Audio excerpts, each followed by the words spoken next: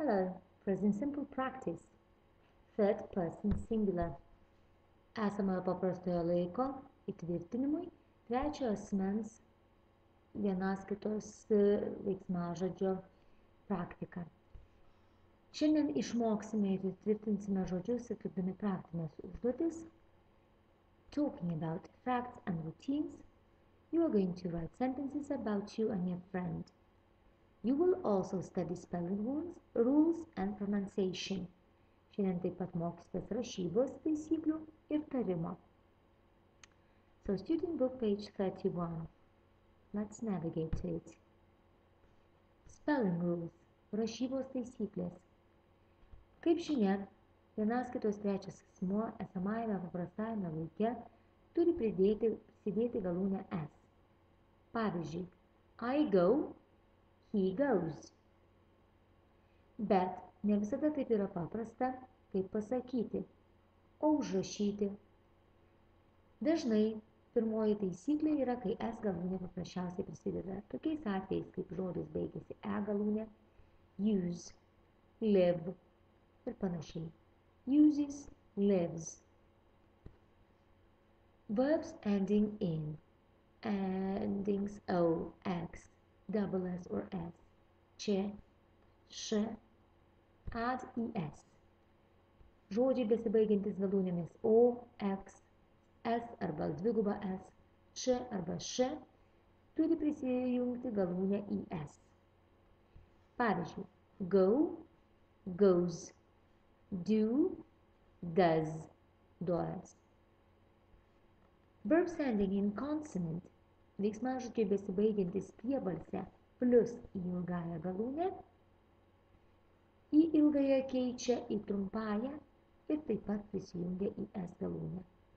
Pavyzdžiui, study žodis. Stebėkime, kaip keičiasi.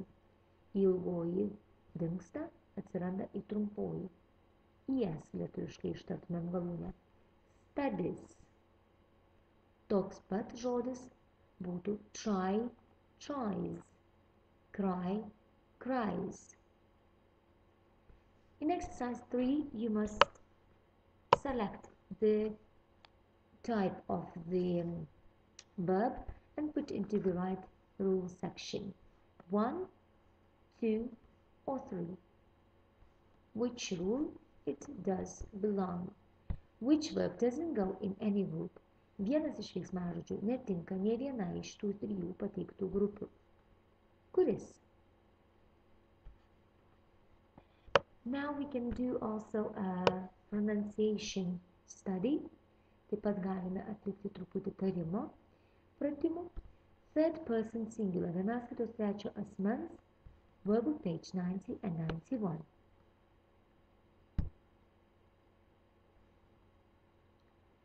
Let's see, we've got the exercise 2. Let's enlarge a bit. Listen to the verbs from the list B in exercise 1 and repeat. Which ending do you hear for each verb? Write the verbs in the correct list. Įrašykite girdimus veiksmažodžius atitinkamą stulpelį. Jeigu girdite S, rašykite šitame. Z čia. Jeigu is galūnę girdite, rašykite į trečiąjį stulpelį. Track 1.7, Unit 3, Pronunciation Bank, Exercise 2. 1. Likes, 2. goes, 3. practices, 4. speaks, 5. knows, 6. teaches, 7. writes, 8. reads, 9. uses,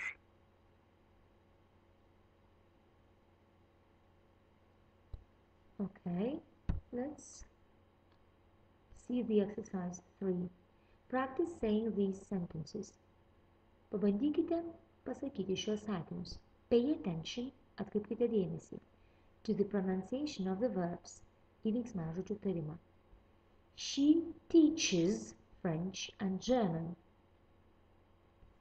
He likes basketball and tennis. Pabandykite patys perskaityti likusius sakinius ir atkreipti dėmesį į tarimą. Exercise 4 is the last exercise in this point. Choose a verb in each group with is sound. Atrinkite visus veiksmažodžius su is galūne. So, wish you luck in doing the exercises and show you the answers to the first exercise.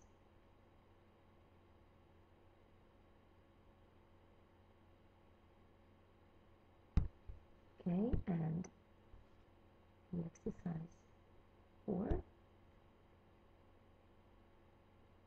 Watches, finishes, washes, misses, mixes.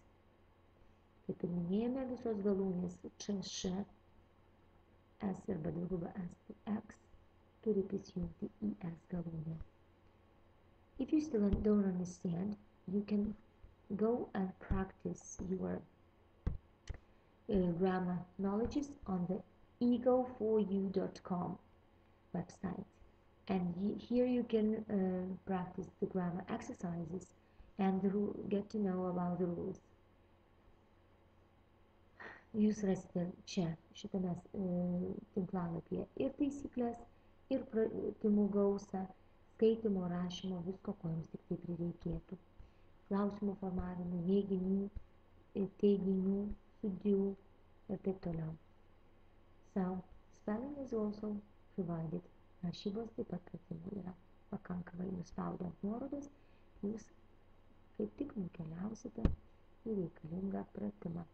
For example, affirmative sentences, teiginių sakiniai. I to collect stamps. I collect stamps. We to play cards.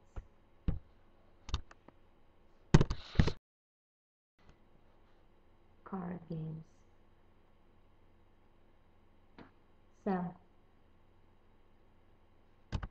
I'm writing, I cannot type because I'm recording the video, so I hope you understood what it's about, and if you need, just do it by yourself. Have a nice day.